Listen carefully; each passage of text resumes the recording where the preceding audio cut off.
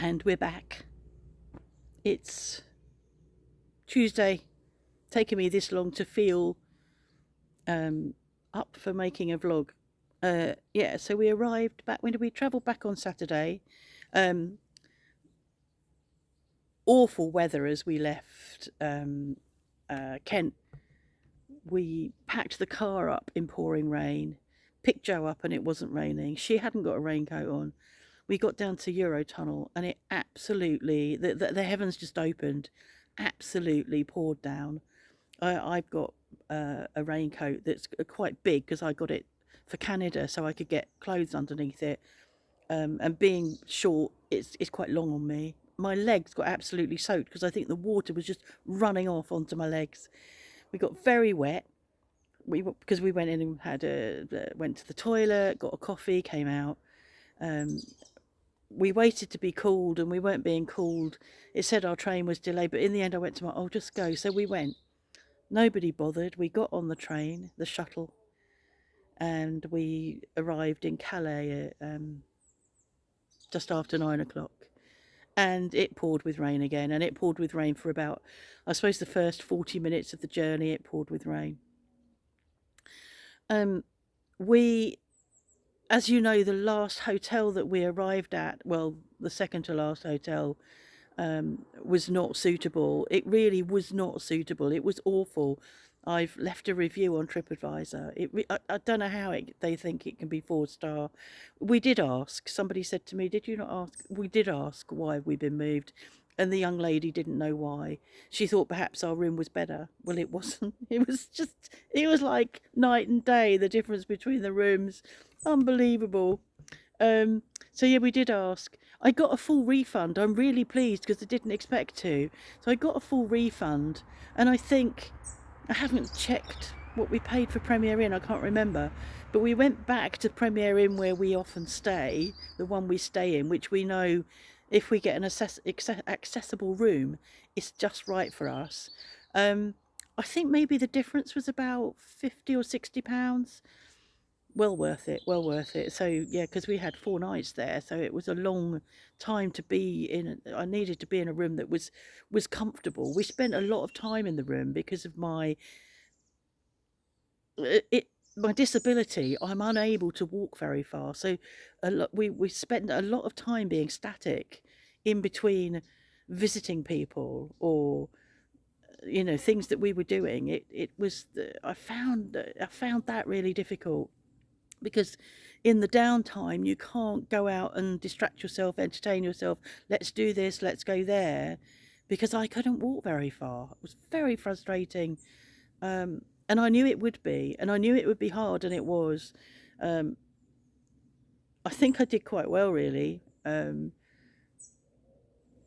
I feel like it was a feat of endurance that we had to survive, and we did. And I'm hopeful by next year that I will be more well. If we do, as Mark sort of said, I wonder whether we're going to be able to do this again. And I don't think he had as much stamina as he thought he might. So, he did most of the driving. The most I drove was, I don't know, about 100 kilometres on the way up. And coming back, I probably did more than that. But he drove all the way around the UK. And normally I do a lot of the UK driving, but I didn't. So, um, so yeah, I'm pleased we moved hotels. And we got back at about, I think we had to take Jo home, so we got back here about 6:30 on Saturday, and it was really lovely to be here. Um, Animals were fine, Jazz was fine, Ida was fine, and they've all settled back into us being here, back into our rituals. It's cold. It's very autumnal. I don't know what the temperature is out here, but it's not warm. And it's going to be cooler today than it was yesterday. And yesterday we got to a point of saying probably could do with a fire. And I could smell he'd got a fire going last night when we went out to do the chickens. I said to Mark, maybe you could light a fire later. Which seems a bit of an odd thing to do in September, but it is really cold. But by Thursday it's going to be 28, Friday 31, and our friends will be here Thursday, Friday, Saturday, Sunday. So it'll be quite pleasant. We'll be able to sit in the garden and with them.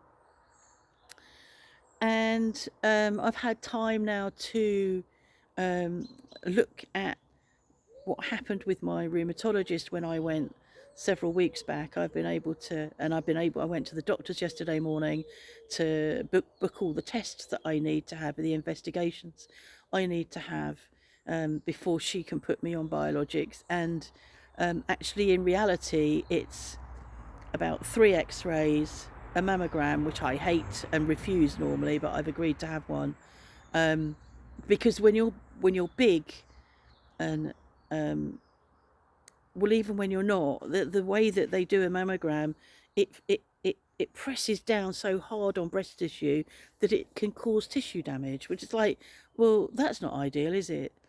But anyway, I'm going to have a mammogram. I'll probably have to have a colonoscopy, and so I'm going to go down to the hospital with my sheath of ordonnance and get somebody to book the appointments for me. That's the easiest way. I can't do it.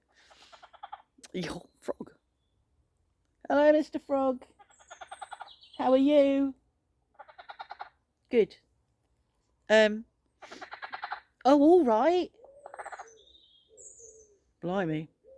So, so I've been able to get on top of that a bit and understand more about how it's going to work. I've just asked Chat GPT how do biologics work, and been able to understand it more.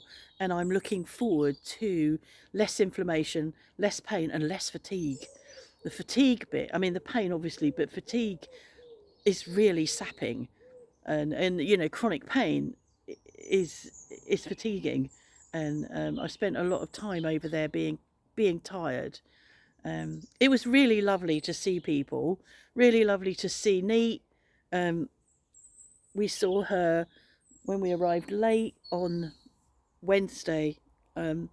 Rough crossing, very rough crossing, and but we got to her Wednesday afternoon and spent a couple of hours with her Wednesday afternoon, but met her again the following evening for a meal in Bideford. So that was really nice to get a bit of quality time with her. We had a nice meal at Roger and Vanessa's. We were there 2 or 3 hours. And then as we came out of North Devon, we travelled up and had a really amazing meal with Leslie. She, I might share the photos. I don't know whether I did, of the food that she had prepared. I'd said to her, she said, will you want some? I mean, Leslie, don't go to any trouble. And I put in brackets, I know you will. And she did. So she did some amazing food for us. So we were only there probably a couple of hours. Took him then to Jadnam Toys, and he bought himself 3 kits and some other stuff. And I looked at his big Lego carrier bag and thought, oh God, we've got to get Joe in the car. How are we going to get those in? The car was really packed. The boot was really full. He had to take his kits out of his carrier bag and slop them in. And I thought, oh, the boxes are going to get mangled. They didn't. I'm surprised. So we managed, but it was a tight fit coming back. So then we spent some time up there with his family. There was a family gathering on Sunday at a pub called the Griffin in Caversham, which it was fine. It was Sunday lunch. It wasn't spectacular, but I mean, there were 12 of us and a pub full of people, and the staff were working hard. The meal was a little bit unremarkable, but it was nice for family all to meet up. And then on Monday, Mark and I went and had, what did we do? I think Monday I had my pedicure. I had a pedicure on Monday that I'd decided I was going to have a pedicure because I find it hard to get to my feet nowadays.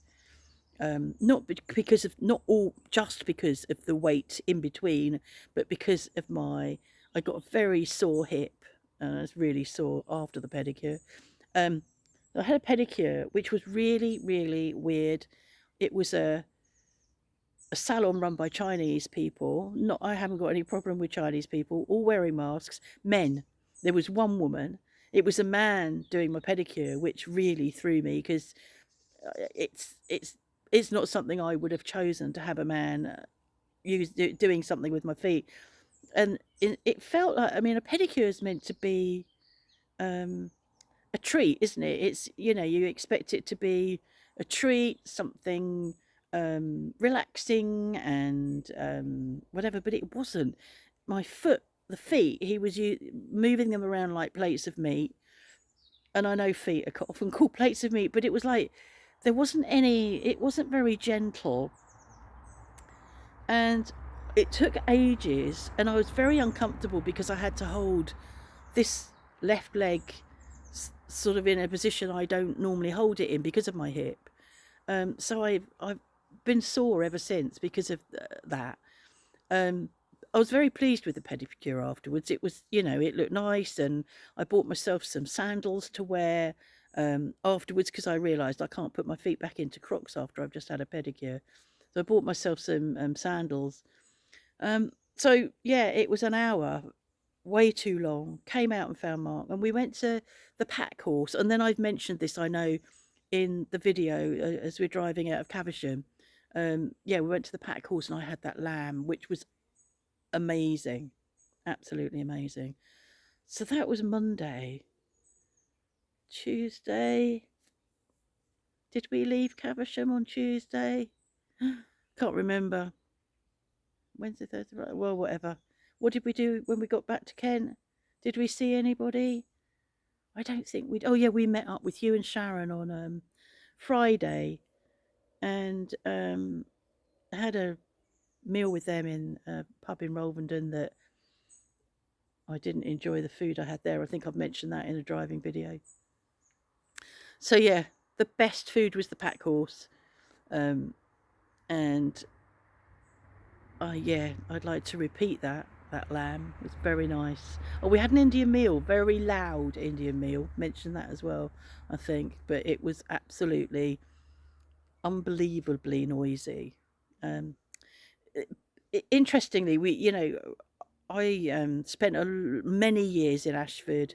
I sort of half of my um, growing up was in Ashford. We left. I lived in Sevenoaks initially, and then we left there when I was 11 because Dad was a policeman. So we started moving around.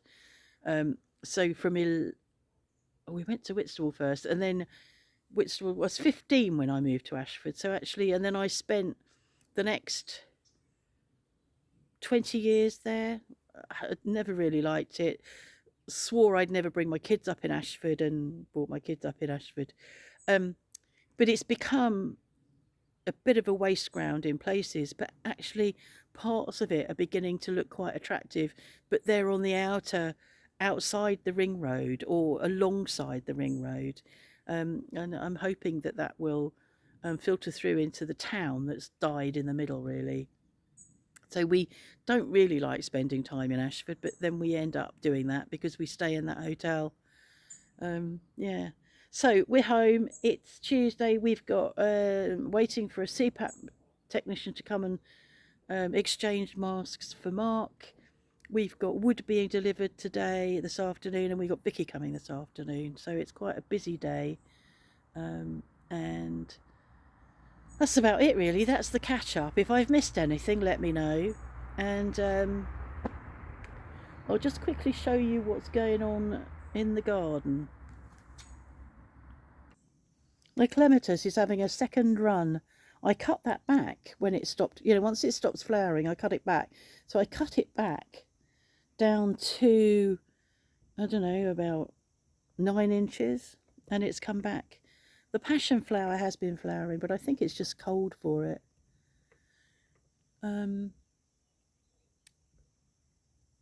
The geraniums are not really flowering any longer. They've done well. They might have a second flush. But this rosemary